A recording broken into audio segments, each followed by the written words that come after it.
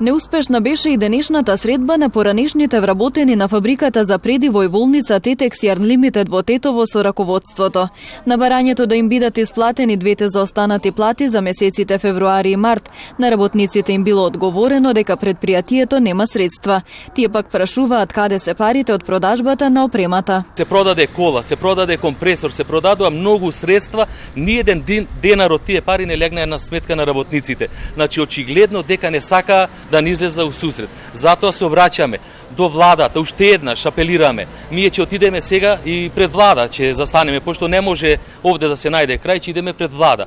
Во март бе отпуштени 160 вработени во фабриката, кои во неколку наврати протестираа. Се жалат дека останале без работа во време на пандемија и дека се уште немаат приходи. Целиот овој период го поминувавме дома, без примања, без ништо. Став од раководството на фабриката не успеавме да добиеме и покрај нашите обиди.